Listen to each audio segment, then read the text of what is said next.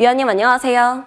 네, 안녕하세요. 네, 위원님 새해 첫날에도 그렇고 둘째 날에도 그렇고 계속해서 이 하락세를 유지해 나가고 있는 상황입니다. 이렇게 계속 하락해도 되나라는 생각도 드는데요. 어떻게 보시나요?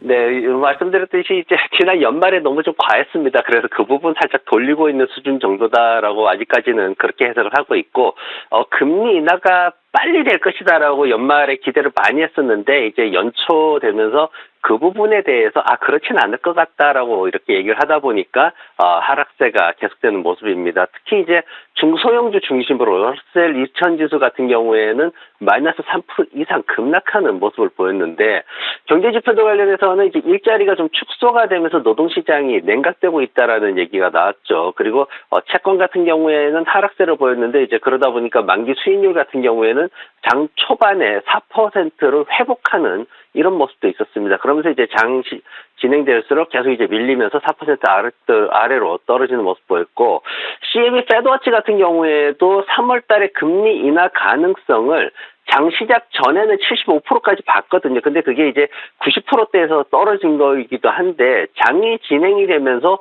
오후장 돼가지고는 아예 63%까지 떨어지는 이런 모습을 보였습니다. 그러다 보니까 시장의 기대치가 굉장히 빠르게 하락하고 있다라고 그렇게 해석이 되는 거고, ISM 제조업 데이터가 나왔는데 이게 14개월째 연속해서 위축 상태로 유지를 하고 있습니다. 47.4인데 뭐 예상치보다 조금 높긴 했지만 그래도 아직까지 침체 국면에 있다 보니까 어떤 미국의 제조업이 살아날 것이다라는 어떤 기대치는 전혀 생기지 않는 이런 모습이었고, 2시에 이제 연준 회의록 발표가 있었죠. 근데 이 회의록에서도 나온 얘기가 어떤 금리 인하가 언제 시작될지 이런 것을 좀 보려고 했는데 거의 뭐 그런 얘기는 없다 보니까 지수가 계속해서 더 추가적으로 하락을 하는 거고, 우리가 알고 있던 2024년 말까지는 금리를 좀 낮춰야 된다, 이제 이런 얘기가 나왔고, 또 하나는 몇몇 이제 위원들이 걱정하는 부분은 고용 지표가 나빠지고 있는 이런 어떤 그 인플레이션과 고용 지표 사이의 상충 관계, 이런 것들이 좀 예민한 수준으로 와 있다. 여기에서 이제 삐끗하면은 경기 침체가 심각한 상황으로 몇 년간 이어졌던 과거의 경험들이 있기 때문에 그걸 좀 주의해야 된다라는 그런 내용들이 있었습니다. 그리고 지금 시장에서 또 하나 이제 새롭게 나온 얘기가 연초가 되다 보니까 그 최저임금 수준이 올라갑니다. 지금 공식적인 미국 연방 전체 통계를 보면은 평균적으로 7달러 25센트지만 실질적으로 보면은 15달러가 이제 최저임금인데, 뉴욕이나 캘리포니아 양쪽 이제 도시 지역으로 해가지고 많이 이렇게 형성이 되어 있습니다. 근데 이 부분이 또 올라가고 앞으로도 1년에 한 80센트 정도 더 올라갈 것으로 그렇게 예상을 하다 보니까, 지금 캘리포니아 지역에서 어떤 뭐 맥도날드나 이런 쪽에서 일을 해도 최저 시급을 20달러 이상 받고 있기 때문에 이런 것들이 인플레이션 상승에 더 영향을 미칠 수 있다, 이렇게 또 좀 좋지 않은 얘기도 좀 있었습니다. 그래서 이런 것들이 이제 시장을 더 밑으로 내리게 하는 그런 영향을 미쳤고, 원유 쪽에서는 지금 한 3% 이상 급등을 했는데 리비아 쪽에서 좀 유전이 멈추는 일이 있었습니다. 하루에 한 30만 배럴 정도 생산하는 유전이 멈추다 보니까 유가가 조금 올라가는 모습이 있었습니다. 이제 내일 같은 경우에는 또다시 이제 고용지표 나옵니다. ADP 고용 변화가 발표가 되고요. 월그린이 실적 발표를 앞두고 있습니다. 네, 그렇다면 간밤 이슈들 헤드라인들 통해서 확인해 보도록 하겠습니다. 먼저 첫 번째 헤드라인입니다.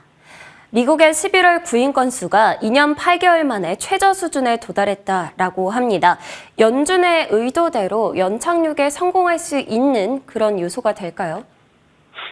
이 부분이 이제 잘 해석을 해야 되는 부분인데, 이제 고용 데이터를 악화시켜서 사람들에게 일자리를 잃게 해서 돈을 못 쓰게 해가지고 인플레이션을, 물가를 낮추겠다라는 거고, 거기에 대한 부작용을 없애기 위해서 경제를 연착륙으로 유도하겠다라는 게 이제 연준의 정확한 의도가 됩니다. 그래서 지금 보면은 이제 어떤 고용 지표가 계속 나빠지는데, 여기에서 얼마나 더 나빠질지, 이제 실업률 같은 경우에도 한 4.3% 정도까지도 높아져야 된다 이렇게 얘기를 하고 있는데 그런 부분들이 연준의 의도와 스케줄대로 진행이 되면은 경기가 연착륙 수준에서 무난하게 이렇게 다시 회복하는 길로 가겠지만은 그 고용 지표가 그걸 못 따라줄 경우에는 심각한 경기 침체가 올 수 있기 때문에 그런 부분들을 우리가 좀 예민하게 지켜봐야 되고 실업률이랑 이제 이번 주에 비농업 부분 이제 일자리하고 실업률 이제 금요일에 발표가 되는데 이런 부분들도 추가적으로 좀 더 나빠질 것으로 예상이 되고 있어가지고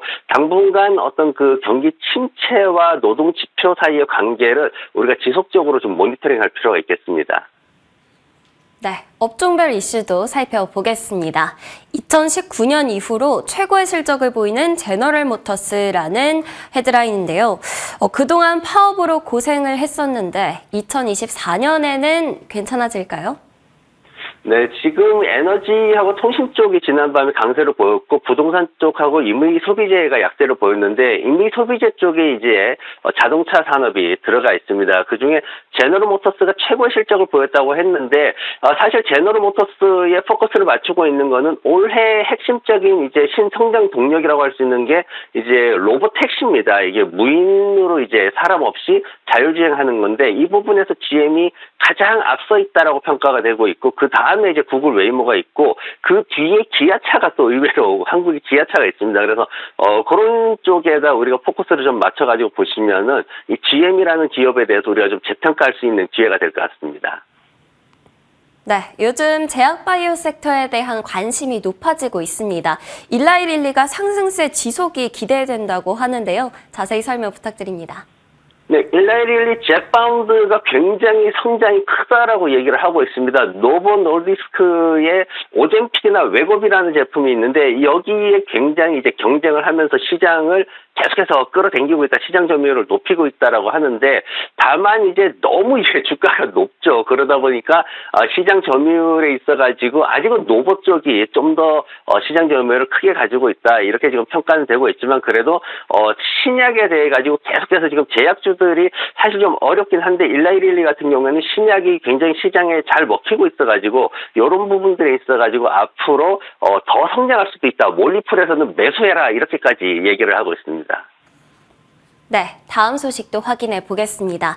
투자 등급 강등의 소파이 테크놀로지스 주가가 급락세를 나타냈다라고 합니다.